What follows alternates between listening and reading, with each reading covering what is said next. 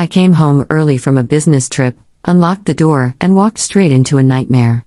My best friend was in my bed with my husband. For 3 years, Dylan had always had excuses, stress, timing, some vague issue he swore he was trying to fix. I'd spent our entire marriage tiptoeing around his pride, swallowing my frustration, telling myself love meant patience. And there they were, wrapped up in each other like none of that had ever existed. I didn't scream. I didn't cry. I smirked, pulled out my phone, and hit record. "Well," I said, leaning against the doorframe like I just walked in on a bad movie. "Looks like you're feeling better, huh?" They froze. Dylan snapped his head toward me like he'd seen a ghost. His mouth opened, but nothing came out. Chloe, my best friend since childhood, was quicker. She yanked the blanket up to her chest, eyes wide, cheeks already flushing with panic. "Audrey, wait, hold on," she stammered. "Please don't do anything yet. Let me explain." I lifted my phone a little higher. "Oh, I'm doing something. I'm getting proof." Dylan lunged toward me. "Give me that." I stepped back easily, out of reach, my voice still calm. "Easy there, honey. Why so jumpy? It's not like I'm the one doing something wrong." Chloe's eyes darted between us like a trapped animal. "Audrey, please. It's not what it looks like." I gave her my sweetest smile. The kind I used to wear when we were teenagers and she'd broken something in my room and tried to blame the cat. "Then explain it," I said. "Because from where I'm standing, it looks exactly like what it is." Dylan's face went red. "Stop being dramatic." "Dramatic?" I let out a soft laugh. "You've been lying to me for 3 years. If anyone deserves to be dramatic, it's me." Chloe swallowed hard. "Audrey. Don't call Marcus." That name hit the room like a gunshot. Marcus Evans, her husband. My brother-in-law? Dylan's older brother. I'd honestly thought marrying brothers into the same family would be fun. Double dates. Holidays together. 2 families blending like some perfect, cozy picture. Turns out Chloe didn't want a cozy picture. She wanted everything. "You wouldn't dare," Dylan spat. I raised an eyebrow. "You had the guts to do this. Why wouldn't I have the guts to tell the truth?" Chloe dropped down, grabbing at my leg like I was the last lifeboat on a sinking ship. "Audrey, please. Please don't tell him. I know I messed up. I swear I'll fix it. I'll do anything."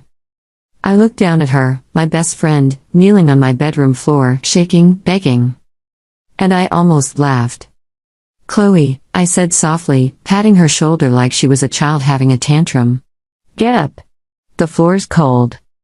She looked up at me with desperate hope, as if kindness meant forgiveness. "If you stay down there," I added, still smiling, "my husband might feel sorry for you." Dylan grabbed my arm. "What are you doing? Are you trying to destroy our marriage?" I turned my head slowly, meeting his eyes, and the nerve of him almost impressed me. "Our marriage?" I repeated. "You mean the one you've been betraying since day one?" He tightened his grip. "Audrey, stop." I lifted my phone again, the screen reflecting his terrified face. "Relax. Want to see how clear the video is? Great lighting. Great angle. Perfect evidence."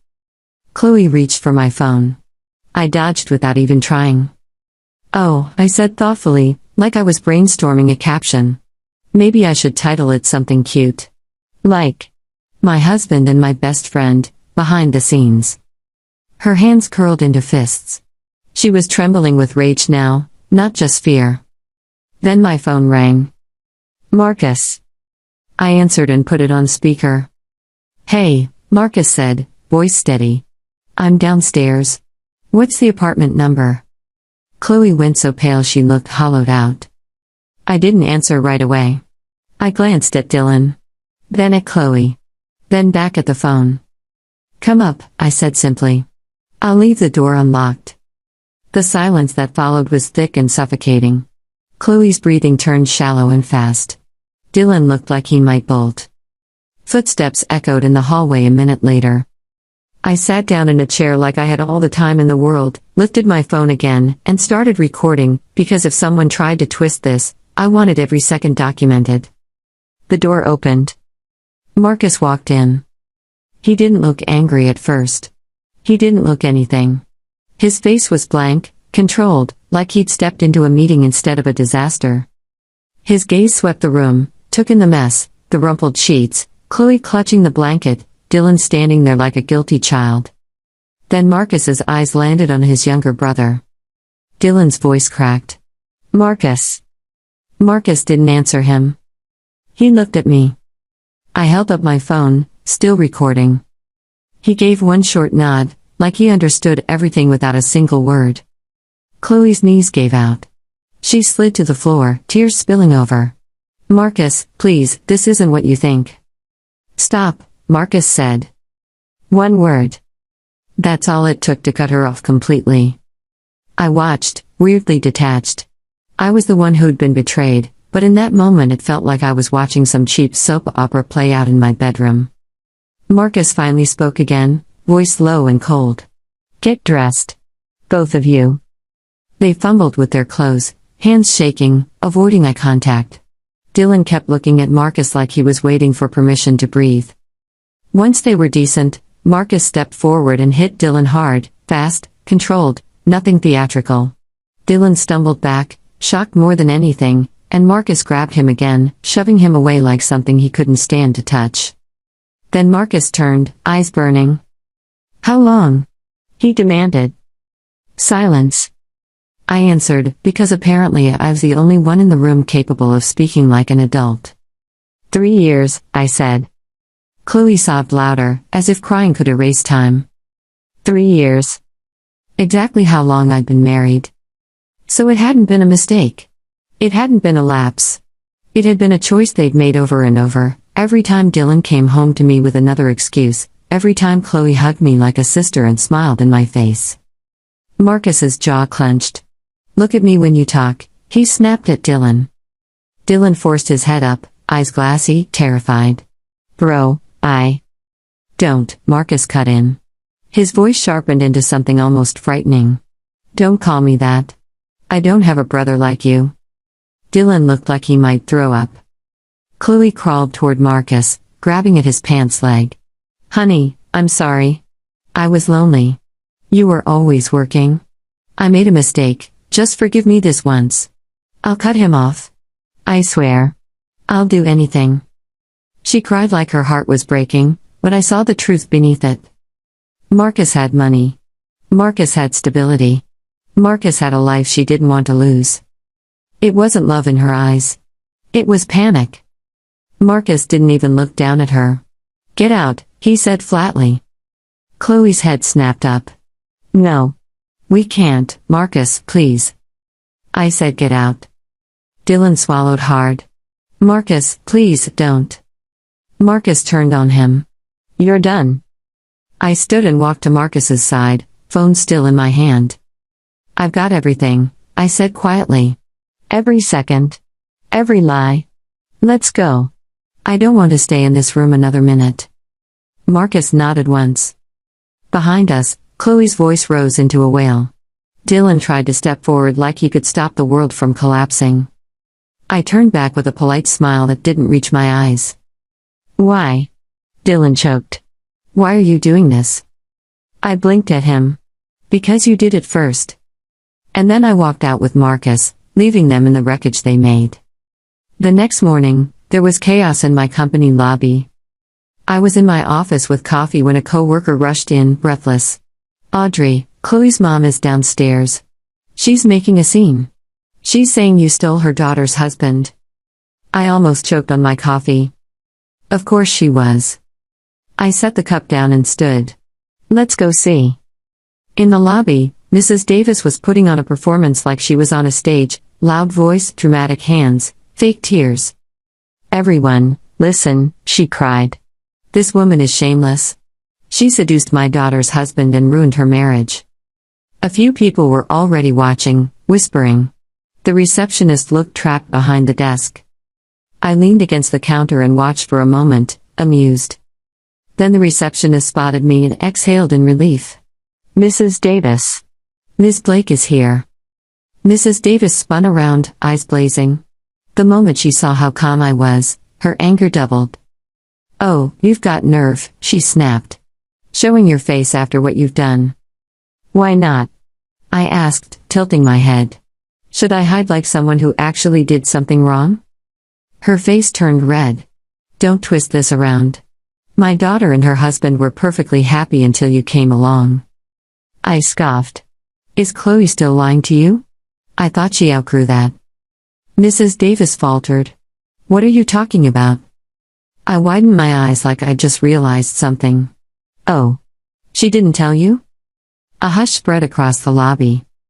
"Your daughter," I said clearly, "Chloe Davis, Marcus Evans's wife, was sleeping with Dylan Evans."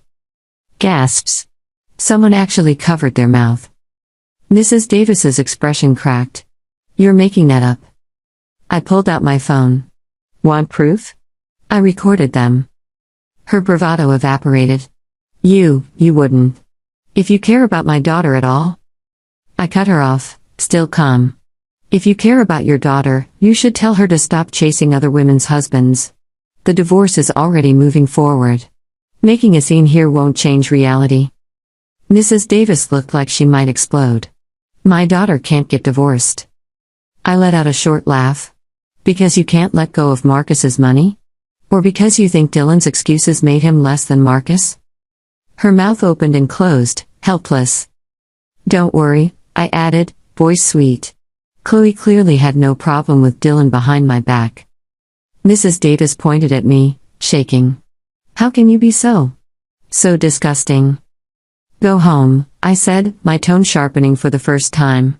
"And tell your daughter to stop destroying her own life and blaming other people for it." She realized she wasn't winning this fight. With one last glare, she stormed out, heels snapping against the floor like punctuation. My coworkers stared at me like I'd just survived a tornado and walked out with perfect hair. Kyle stepped up, eyes wide. "Audrey. That was insane." I smiled faintly. "That was just the warm-up." Back in my office, I texted Marcus, "Your wife's mom just made a scene at my company." He replied immediately, "Do you need me to handle it?" I typed back, "No. I handled it. Thanks." Then I stared at my phone for a long moment, letting the quiet settle in. Life really was full of surprises. As for Dylan, I wanted him to leave with nothing. Not just the apartment or the furniture or the nice TV he always bragged about to his friends like he'd bought it with his own money. I wanted him to lose the story. For 3 years, I'd lived inside his version of us. The patient wife. The understanding wife. The wife who didn't pressure him while he nursed his mysterious, fragile ego like it was a medical condition and not just a convenient excuse. Now I wanted my own version. One where I wasn't a prop. The first 24 hours after the scene in my bedroom passed in a blur. Marcus booked me a hotel for the night, because I refused to sleep in that apartment another minute. He didn't stay in the room, he dropped me at the door, handed me a key card, and stepped back. "I'll check in tomorrow," he said. "You don't owe anyone an explanation tonight. Not even me." I nodded, fingers clenched around my suitcase handles so hard they ached. "Thank you." He hesitated. "Audrey?" "Yeah?" "You did the right thing." I didn't feel like I had. I felt hollow, like someone had scooped me out and left a shell that could talk and walk and order room service but wasn't actually there. But I went inside. I showered until the hot water ran lukewarm. I lay on white sheets that smelled like bleach instead of Chloe's perfume. I stared at the ceiling until the dim shapes turned into Dylan's face, Chloe's face, Marcus's expression when he walked into that room. I didn't cry. It bothered me, a little. Like the tears were stuck somewhere deep and couldn't find their way up. The next morning, my phone buzzed with messages. "Dylan, we need to talk." "Dylan, you overreacted." "Dylan, I can explain." "Dylan, please pick up." "Chloe, please, Audrey. Please call me. Just give me a chance to fix this." Unknown number, Ms. Blake, this is Attorney Shaw from Shaw and Rivera. I represent Marcus Evans. He asked me to reach out. He'd like to arrange a meeting regarding next steps. The text from the lawyer grounded me more than anything else. Next steps. Like this was a project. Like there would be tasks and deadlines and an eventual deliverable. I could do projects. I showered, dressed in clean clothes that didn't smell like my old life, and replied, Audrey, thank you. I'm available this afternoon. I ignored Dylan's messages. I muted Chloe. By the time I walked into the downtown office with glass walls and two bright lights, I had a travel mug of coffee in my hand and a thin layer of composure wrapped around me like armor. Marcus was already there, sitting at the end of a long conference table. He stood when he saw me, which would have been gentlemanly in another context.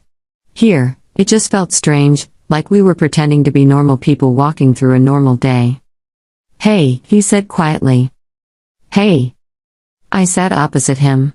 The lawyer, a woman in her 40s with sharp eyes and softer hands, introduced herself as Ellen Shaw and slid a legal pad toward me. I'm not your attorney, she said, but Marcus thought it might help to coordinate strategy, since your cases are intertwined. Intertwined. Neat little word for the tangled mess my life had become. We're talking about divorce, I said, testing the word on my tongue. It tasted metallic. Yes, Ellen said gently. Your divorce from Dylan. Marcus's divorce from Chloe. Asset division. Potential claims. We should also talk about reputational risk, given the video. I stiffened. I'm not posting it online. Marcus looked at me, something unreadable flickering through his eyes. You could, he said. You'd be within your rights. I know, I said. That's exactly why I'm not doing it. Ellen nodded like I'd just given the correct answer to a test. Good. That helps. We spent the next 2 hours going through things I'd never wanted to memorize about my life. Income. Savings. The mortgage. Whose name was on which account? The fact that Dylan's car was technically in my name because his credit was a little rough when we got married and I'd thought that's what spouses did, help each other. Ellen's pen paused over that one. So the loan is solely in your name? She confirmed. Yes. And Dylan makes the payments? I hesitated. He was supposed to. Marcus's gaze sharpened. Was supposed to? Heat crept up my neck. I haven't checked in a while. He said it was on autopay from his account. Do you mind if we verify that? Ellen asked, voice still gentle. An hour later, I learned there had been no autopay for 6 months. Notices had been going to Dylan's email, not mine. He'd been shoving letters into the back of a kitchen drawer like they'd disappear if he didn't look at them. Jesus, I whispered, staring at the screen Ellen had pulled up. He could have wrecked my credit. Marcus's jaw tightened. He almost did. Something ugly and shaky rose in my chest. Not tears. Anger. Clean and sharp and bright. I want out, I said. I want him out of my life, out of my finances, out of my apartment. I don't want to be responsible for anything with his name on it ever again. Ellen's eyes were sympathetic, but businesslike. Then we nicked at the goal. You have the video, you have the loan documents. His infidelity and financial negligence give you leverage in negotiations. Marcus tapped his fingers on the table, thinking. My parents' trust, he said suddenly. The apartment. Ellen turned to him. You're sure you want to bring that into this? Better now than in a courtroom later. My stomach dipped. What trust? Marcus looked at me. You remember when you and Dylan moved into the apartment? The down payment? Of course. I'd practically sold a piece of my soul to save for it. We pooled our savings. You contributed some. He shook his head. You covered your half. I covered Dylan's. I blinked. What? Dad refused to co-sign for him, Marcus said flatly. He'd already bailed Dylan out twice. I didn't want you two stuck in that tiny rental forever, so I wired the money and put it through the family trust. It was cleaner for taxes. In the event of a divorce, the trust retains ownership unless my father approves a transfer. I stared at him. So the apartment is technically under the Evans Family Investment Trust, Ellen finished. With Marcus as trustee. Dylan has no legal claim without the trust's cooperation. The room tilted, just a little. For the past 3 years, Dylan had walked around like he was doing me a favor by letting me live there. He'd made little comments when we argued. I pay more. I take care of us. You'd still be in some shoebox if it weren't for me. He never mentioned his brother's money. He never mentioned a trust. Does Dylan know? I asked. Marcus's mouth curved into something that wasn't quite a smile. He knows I helped. He doesn't know the details. He never asked. That landed in me like a second betrayal layered under the first. Not against me, against Marcus. Dylan had been lying to both of us, in different languages. Ellen cleared her throat softly. This actually helps you, Audrey. With Marcus's cooperation and his father's consent, the trust can transfer the apartment to you as part of a settlement with Dylan. In exchange, you agree not to pursue alimony or further claims. Dylan walks away with his car, his personal items, and his choices.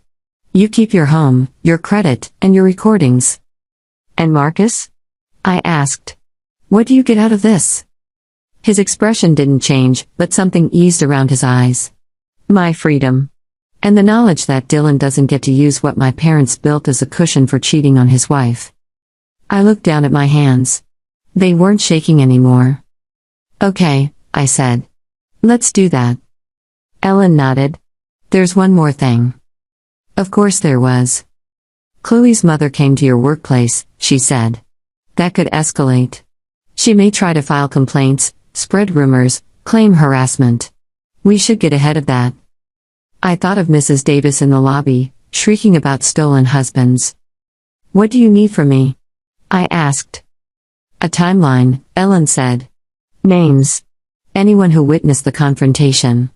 And her gaze met mine, your decision on how public you're willing to be with the truth. The more you try to keep the details hidden, the more room they have to fill in the blanks with stories that hurt you. The idea of more people seeing that video made my stomach twist. But I thought about my co-workers' faces when Mrs. Davis called me shameless. I thought about how easily they could have believed her if I just stood there and swallowed it. I'll give HR the video, I heard myself say. If they need it. That's a big step, Ellen said. You're sure? No. Yes. Both. I'm not going to live my whole life cleaning up their lies, I said. If telling the truth is messy, fine. I'm tired of being the only neat one. Marcus's eyes warmed, just slightly. That's the Audrey I know. I almost asked him what that meant, how he'd known me, beyond polite dinners and group holidays and the occasional text about birthdays and gifts. Instead, I picked up the pen and started signing. The first time I saw Dylan again was 3 days later, at HR. He was already in the small conference room when I walked in, wearing the same navy button-down he'd worn on our 3rd anniversary.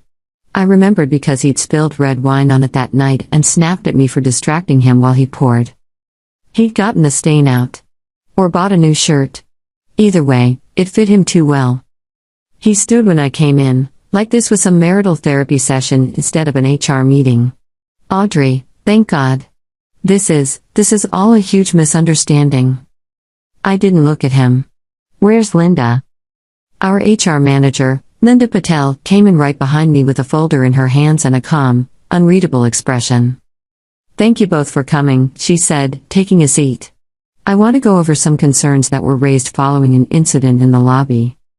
You mean when her little meltdown ruined my wife's reputation? Dylan said bitterly, sinking back into his chair. Linda, I understand you have to follow up, but this is a private matter. I almost laughed.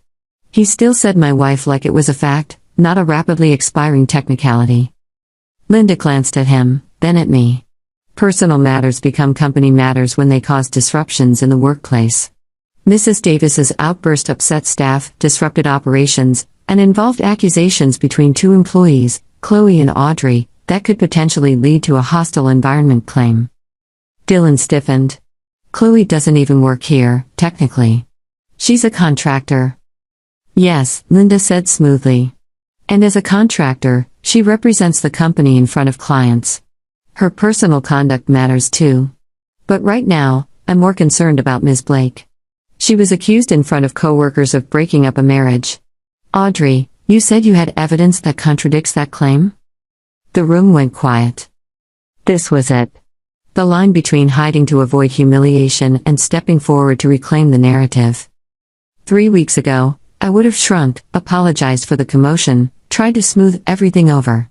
I'd been smoothing things over my whole marriage, Dylan's moods, Chloe's flakiness, awkward comments at family gatherings about us still not expecting. Now, I unlocked my phone, opened my gallery, and slid it across the table. Yes, I said. I do. Linda watched the video without reacting, no gasp, no dramatic hand to her chest. Just quiet, focused attention as the muffled sounds of the worst moment of my life leaked from the tiny speaker. Dylan shifted in his seat, color rising in his cheeks. You can't play that here. That's evidence, Linda said, without looking up. Of behavior that could expose us to reputational risk and liability if Mrs. Davis continues making public accusations. She finished, rewound once, then gently locked my phone and slid it back to me. Thank you, Audrey, she said. This is more than enough. Dylan leaned forward, trying for his most reasonable tone. Linda, come on. You've known me for years. You know I would never purposely. This was a mistake. Just a lapse. It doesn't affect my work. Your work performance isn't the issue, Linda said. Your judgment is. Bringing a contractor you supervise into your marital bed for a 3-year affair, allowing it to spill into your spouse's workplace, these are decisions, not accidents. The company has a responsibility to act. His head snapped up. What are you saying? I'm saying, Linda said, that effective immediately, you'll be placed on unpaid leave while we complete an internal investigation. Depending on legal counsel's recommendation, termination is a likely outcome. You'll receive formal notice by email. The panic that crossed his face was almost a mirror of the one I'd felt when I saw that picture for the first time. Audrey, he said, turning to me. You're really going to let them do this to me? After everything we've been through? My throat tightened. Everything we've been through. He said it like we were war buddies, like we'd survived something together instead of him walking me into gunfire and ducking behind me. I took a slow breath. I'm not letting them do anything, I said. You did this. You brought Chloe into our bed. You lied to me. You lied to Marcus. You lied to your boss, telling him you couldn't travel for work because of your condition when you were perfectly fine in my house with my best friend. This is just consequences. Finally remembering your name. He flinched. Linda stood. We're done here. Audrey, you're free to go. Dylan, we'll escort you to collect your personal items. He opened his mouth, but the words that came out weren't for me. They were for himself. I didn't think it would go this far, he muttered. I believed him. That was the problem. He never thought anything through. Not the loan he'd shoved into a drawer. Not the lies he'd spun about his health. Not the day he'd put his hands on Chloe in my bed and assumed I'd never walk in 24 hours early from a business trip. For 3 years, I'd been the one thinking ahead for both of us. Now, for the first time, I thought only for myself. The family confrontation came a week later. I didn't want to go. If it had been up to me, I would have let the Evans family implode quietly without my presence. But Ellen insisted, and Marcus backed her up. My parents asked to see you, he said on the phone. You don't owe them that, but... I know, I said. They deserve the truth. And Dylan is framing this as you overreacting and trying to steal his inheritance. Of course he was. Fine, I sighed. I'll come. The Evans house was exactly what you'd expect from people who had a family investment trust, big without being flashy, quiet without being cold. I'd spent Christmases there, New Year's brunches, birthdays where Mrs. Evans insisted on making everyone's favorite dish even if it meant cooking 4 different courses. She opened the door herself when I arrived. Audrey, she said, and for a second I braced for accusations, for anger, for the same shrillness I'd heard from Mrs. Davis in the lobby. Instead, Mrs. Evans pulled me into a hug that smelled like rosemary and laundry detergent. I'm so sorry, dear, she whispered into my hair. I had no idea. My throat burned. Thank you, I managed. She patted my cheek, like she had the day of my wedding, when she tucked a small blue ribbon into my bouquet and told me I was family now no matter what my foolish sons say. She led me into the sitting room. Mr. Evans stood by the fireplace, jaw clenched, eyes on Dylan, who was pacing like a caged thing. Marcus sat in an armchair across from an empty love seat, elbows on his knees, hands folded. Chloe was nowhere in sight. "Sit, Audrey," Mr. Evans said. His voice was clipped but not unkind. I sat on the love seat. Marcus slid over a little, leaving space between us that felt deliberate, respectful. Dylan glanced at me, then away. "We're here," Mr. Evans began, "because my younger son claims this is all a misunderstanding that's gotten out of hand. He says you're threatening to take him for everything he has." I almost laughed. Everything he has. What, his second-hand guitar and 3 monitors for his gaming setup? But I stayed quiet. "He also claims," Mr. Evans went on, "that you and Marcus are colluding to push him out of the family and steal his share of the trust, using this situation as an excuse." Dylan winced. "Dad." "Don't," Marcus said, echoing the word he'd used in my bedroom. "Just don't." Mr. Evans looked between us. "So, before we go any further, Audrey, I'd like to hear from you. What exactly is it that you want?" A month ago, I would have said I wanted my marriage back. I would have said I wanted Dylan to love me and want me and be honest with me again. Now, my answer came out clear and simple. "I want out," I said. "I want a divorce. I want my home secured so his bad decisions can't tank my life. I want my name off his car loan and any credit lines he opened behind my back. I want him to stop lying about what happened, to your family and to mine. And I want to walk away without being dragged through the mud by people who did this to themselves." Mrs. Evans's eyes shone. She blinked hard. "And what about your share?" Mr. Evans asked. "Of the trust. Of the business." I met his gaze. "I never thought of your money as my share. I married Dylan, not your balance sheet." Dylan snorted. "Oh, come on. Don't pretend you didn't know what you were getting. Marcus told me you were thrilled when Dad offered you that job referral. That referral got me an interview," I cut in. "I got the job. On my own. Something you'd know if you'd ever shown up for anything besides the Christmas party." His mouth snapped shut. Marcus's hand flexed on his knee, like he was fighting the urge to applaud. "Look," Dylan said, shifting his focus to his parents. "Yes, I messed up. I've admitted that. But a divorce? Kicking me out of the company? That's extreme. You're going to ruin my life over one mistake?" "One mistake?" Marcus repeated, voice suddenly sharp. "You've been sleeping with my wife for 3 years. And lying about his finances," Mr. Evans added quietly. "We got the bank notices when Marcus asked me to check the trust's mail." Dylan's face drained of color. "You what?" Mr. Evans turned to me. "You didn't know either, did you?" I shook my head. "Not until last week." "Then the first thing you should know," he said, "is that we've already arranged to assume the loan under the trust, effective immediately. You won't be held responsible for any damage Dylan has done there. The second thing," he looked at his younger son, "is that there is no share for Dylan to lose. He forfeited any future stake in the trust when he signed the behavioral clause in his employment contract." Dylan stared. "What clause?" "The one you didn't read," Marcus said. "The one Ellen highlighted and slid across the table while you were scrolling through your phone."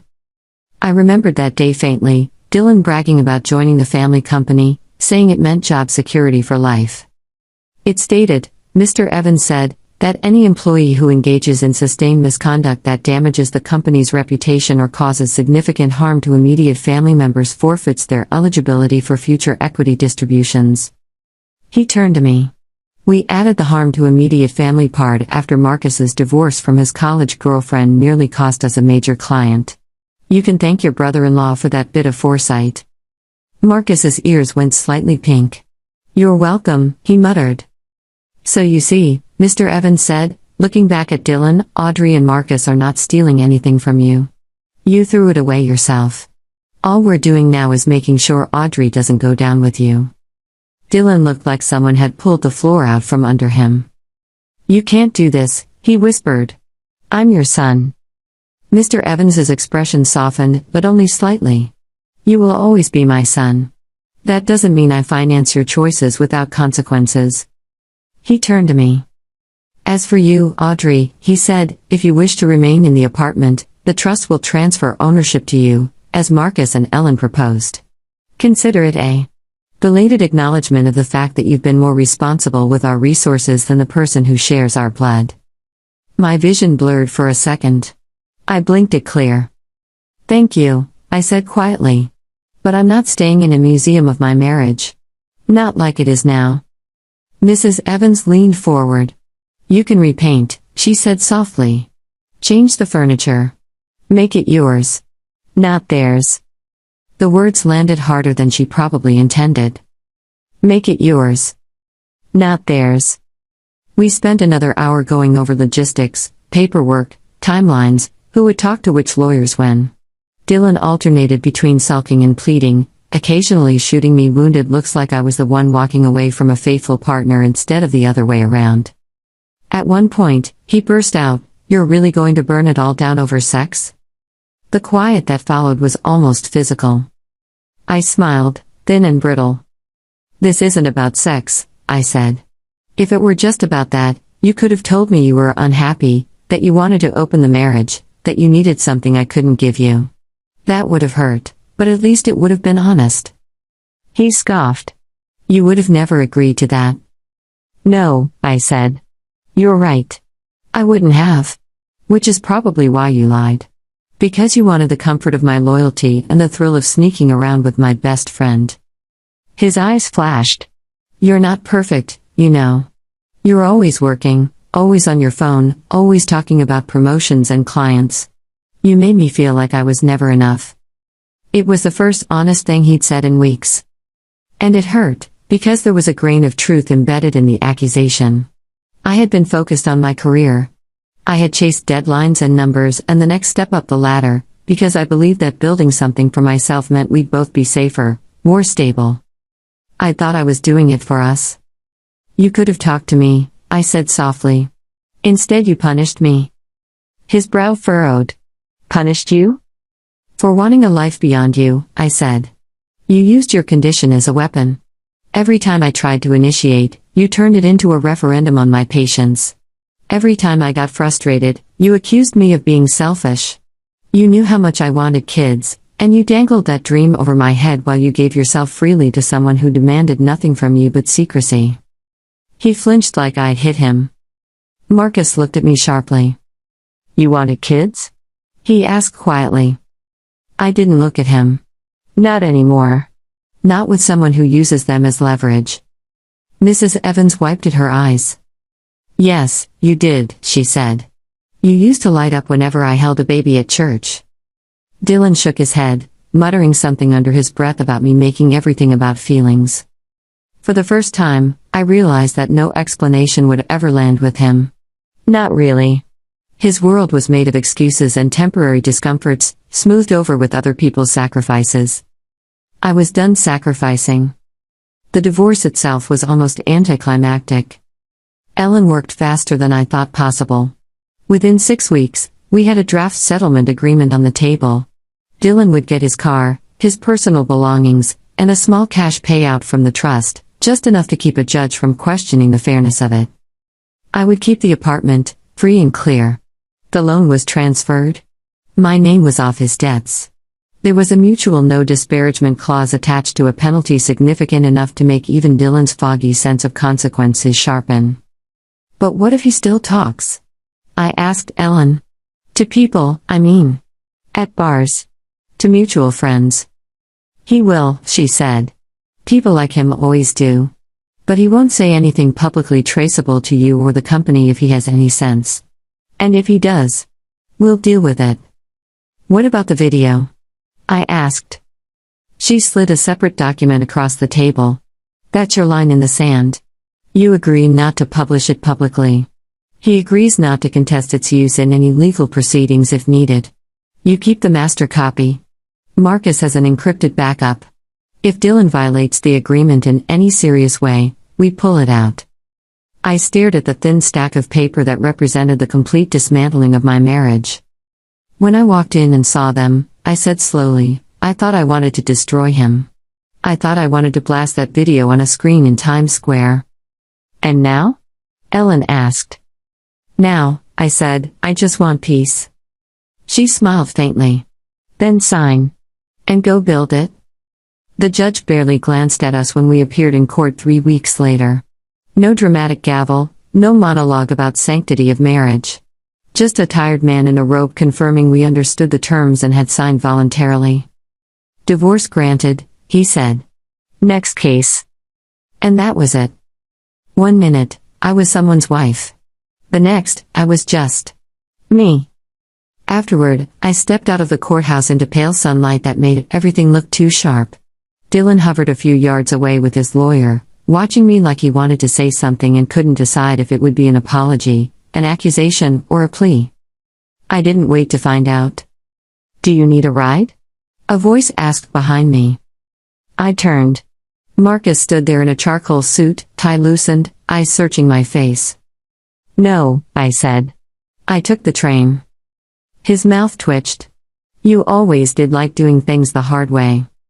Not anymore, I said. I'm learning to accept help. Selectively. He nodded once. Offer stands. For now or later. Rides. Recommendations. Contractors, if you decide to gut the whole apartment. Whatever you need. Why? I asked suddenly. Why are you this involved? It wasn't an accusation. Just a genuine question. He took a breath, like he'd been waiting for me to ask. Because I saw you before they did, he said. At that fundraiser my mom dragged me to, remember? You were working registration. You checked me in, handed me a name tag, and asked me how my day was like you actually wanted to know. Dylan was late. Chloe was flirting with a photographer. I frowned. That was you? I thought. You thought I was some random donor, he said. I was? But you smiled at me like I was just a person. Not money. Not status. Just someone standing in front of you. He looked away for a second, at the crowd, the street, anywhere but my face. When Dylan brought you home and introduced you as his girlfriend, he said quietly, I told myself I'd misread that first impression. That you two were meant to be, and I was just projecting. So I stepped back. I watched you work yourself to the bone, support him, cover for him, defend him. And I watched him not see it. Something heavy settled in my chest. You knew he was like this, I said. He shook his head. I knew he was reckless. I knew he cut corners, made promises he couldn't keep. But I never imagined he'd keep this up for 3 years. That's not recklessness. That's commitment to the wrong thing. We stood there in the shadow of the courthouse, divorced people watching other divorced people stream past like we were all walking out of the same movie at different times. You're not responsible for his choices, I said. You didn't make him cheat. You didn't make him lie. No, Marcus said. But I helped build the net he thought would always catch him. So now I'm helping dismantle it. That's my piece to own. I thought of the apartment, of the trust, of the way Mr. Evans had looked at me with something like regret. What about Chloe? I asked. Is her divorce final too? He nodded once. As of this morning. She gets her car, her jewelry, and an agreement not to pursue further spousal support. She wanted half my shares. I snorted. Of course she did. She also wanted to keep the country club membership, he added dryly. She was more upset about that than about losing me. That sounds like her, I said. She always thought other people's lives were accessories. We fell quiet. Do you ever regret marrying her? I asked. He was silent for a long moment. Yes, he said finally. But not for the reason you think. I regret that I didn't see who she was before she hurt you. I regret that I didn't ask more questions when you started looking tired all the time.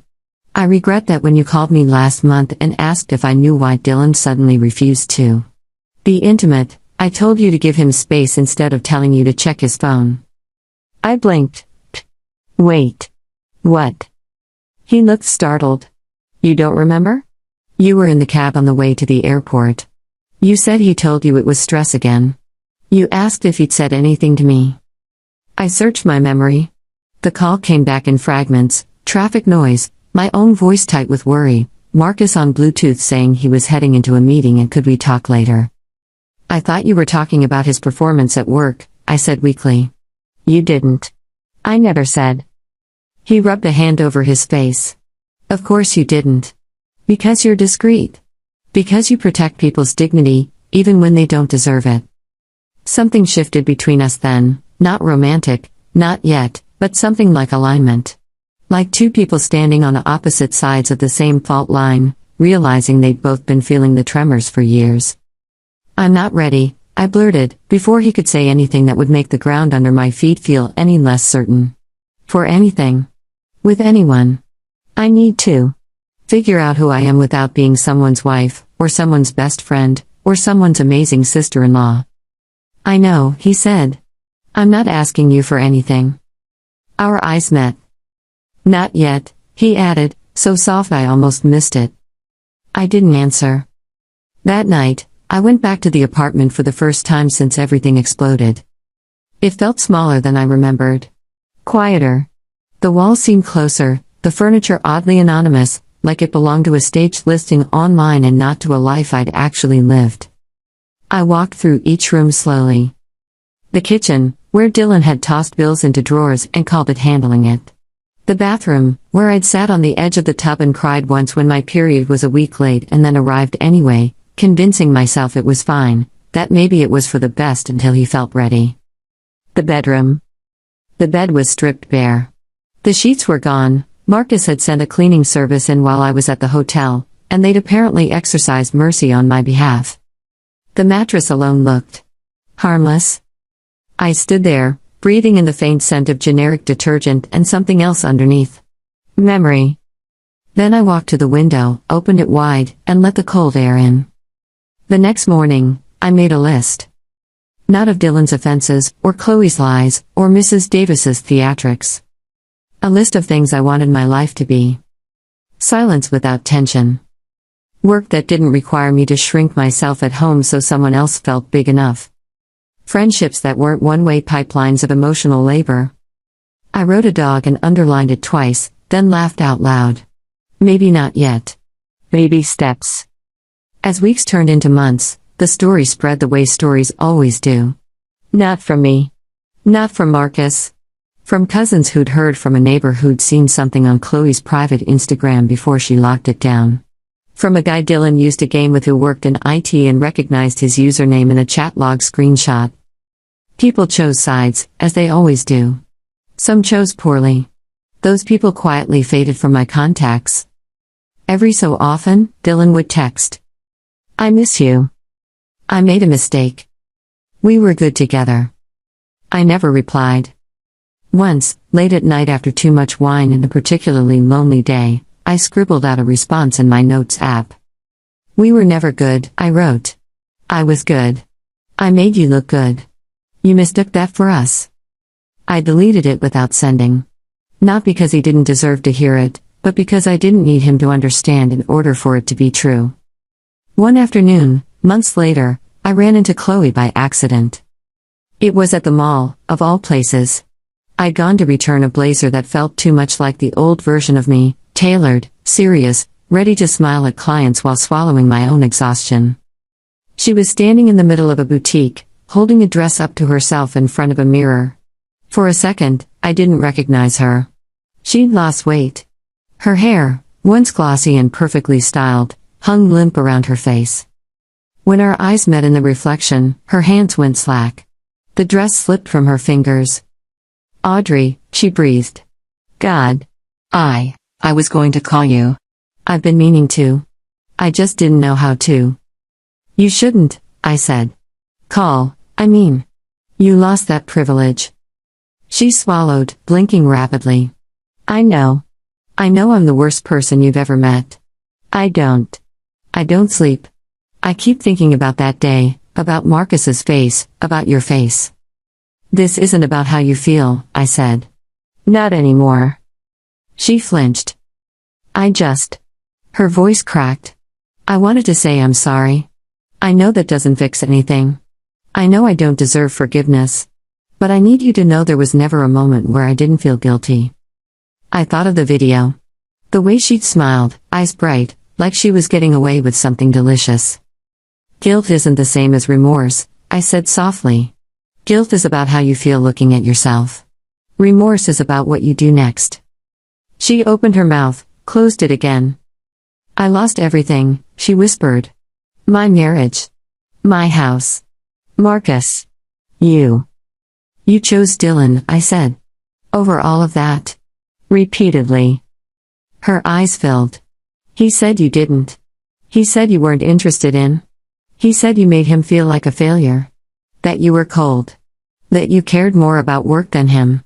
I thought I was helping. The sheer delusion of that last word almost knocked me over. Helping? I echoed. She stared at the floor. I told myself that if he needed intimacy and you weren't giving it to him, it was better for it to be with someone who loved you. So it didn't feel like cheating. Just sharing. My stomach rolled. That, I said, is one of the most twisted things I've ever heard. She flinched again. I know, she whispered. I know that now. We stood there in the fluorescent wash of the store, a sales associate pretending to fold sweaters nearby while obviously listening. For what it's worth, Chloe said, voice barely audible, he wasn't happy with me either. He said the same things. That I was too much. Too emotional. Too demanding. He told me once that he wished he could combine us. Take your patience and my passion and make one perfect wife. The words landed in my chest like a stone. Of course he did, I said. He's always treated people like pieces of furniture. Rearranging them in his head until they suit him. She wiped at her face. I just wanted you to know. It wasn't worth it. None of it. I would give anything to go back and make different choices. You can't, I said. But you can make better ones now. Her eyes flickered up. Do you? Do you think you'll ever forgive me? I thought about that for a long moment. Maybe, I said finally. Someday. But forgiveness doesn't mean friendship. It doesn't mean trust. It just means I'm not carrying you around in my chest like a shard of glass anymore. She nodded, tears spilling over. I'll take that, she whispered. I walked out without looking back. That night, I sat at my kitchen table in my repainted apartment, soft green walls instead of the old cool gray Dylan had insisted on because it looked more modern, and wrote. Not an angry text. Not a rant on social media. Just a letter to myself. You are not what they did to you. You are not the nights you spent wondering what you did wrong. You are not the patience you weaponized against your own needs. You are the woman who walked into hell and didn't set herself on fire to keep anyone else warm. You are the one who walked out. Months later, when I woke up one morning and realized I'd gone an entire week without thinking of Dylan first thing, I knew something had shifted for good. I got up. I made coffee. I fed the cat I'd impulsively adopted from the shelter, a grumpy orange thing named Murphy who tolerated me only on his own schedule. My phone buzzed. Marcus, got any plans for Saturday? I smiled. Audrey, depends. Are you asking professionally or personally? There was a longer pause than usual. Marcus, personally. Professionally, I know better than to ask your availability without checking your calendar. My heart did a strange little flip. Audrey, in that case. I'm free after 3. Marcus, good. There's a new place downtown that does terrible live music and great tacos. Thought we could go laugh at the band and argue about salsa ratios. I stared at the screen, feeling a dozen things at once, nervous, hopeful, cautious, curious. For a long time, I told myself I needed to be completely healed before I let anyone close again. Completely whole. Completely over it.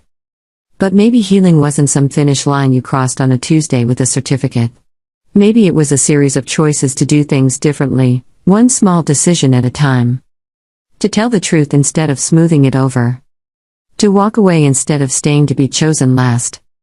To say yes to someone who had seen you at your most broken and still asked for nothing you weren't ready to give. Audrey, okay.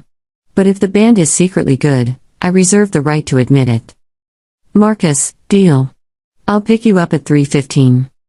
I set the phone down, looked around my apartment, my space, my walls, my life, and breathed. For the first time in a long time, the air didn't feel suffocating. Dylan had left with less than he thought he deserved. I had walked away with more than I ever realized I had. Not just the apartment, or the job, or the carefully drafted legal protections. Myself.